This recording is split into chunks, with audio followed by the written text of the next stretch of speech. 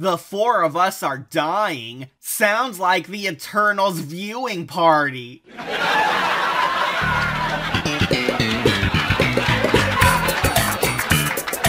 Alright, real episode time. This story is generally regarded as one of the best episodes of Season 1, but sadly, it's another one which I find only okay. In this nightmare, we trail a shape-shifting con artist named Archhammer, who apparently has Clayface powers, where he can change his identity into anyone he sees. Arch the Changeling naturally uses his divine powers to exploit others for profit. Cha-ching, cha-ching, cha-chingery. Money, oh money, how I love thee. The plot is mostly the classic, oh no, my one small lie snowballed into a whole bunch of bigger lies, which eventually catch up to our con man the more he takes on alternate personas for his zany schemes. Arch pretends he's a dead performer to hook up with the guy's hot girlfriend, pretends he's a dead mafioso so he can rob the gang who killed the real hitman blind,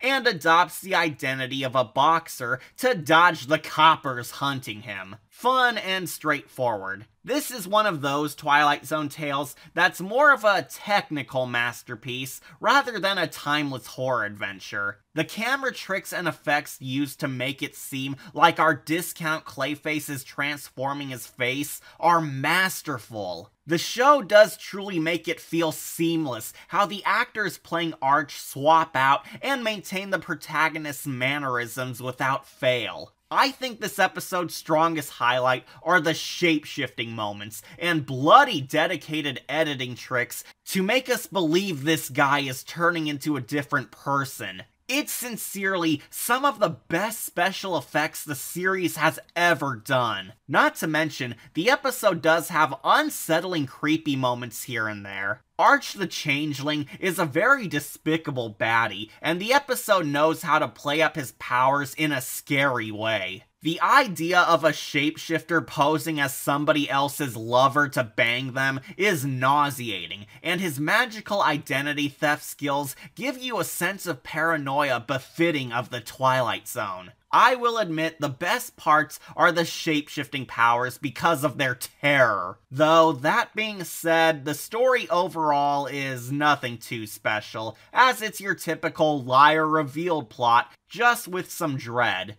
As you can predict, Arch's shape-shifting hijinks soon escalate, to the point of him getting into more trouble than he thought he would, as all four of his personas land themselves in hot water. He morphs into a random boxer to dodge some thugs, but then things take a bizarrely disturbing turn when he bumps into the boxer's elderly father right the heck out of nowhere on the street. Hey, what a coinky-dink. I swear, the old guy who mistakes Arch as his son is really creepy. The dad apparently hates his adult son and holds a deep, searing grudge against him. I don't remember you, old man. How do I know you? As a son should know his father. Are we supposed to be scared of this dude? Because right now, he's acting creepier than the grifting shapeshifter. The episode doesn't spell it out, but it's implied that the boxer whose ID Arch took did some very, very bad things to a girl. I'm not sure if I can say it online anymore, but you get the idea perfectly. Rape, rape, rape, I love to rape.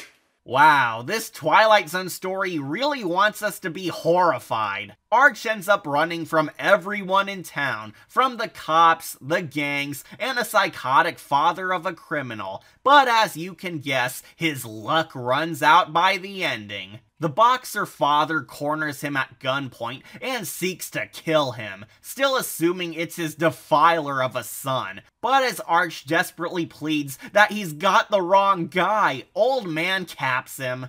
And now, you pay off, son. Now wait a minute, you got the wrong guy. I'll show you honest. But I gotta think. I gotta concentrate!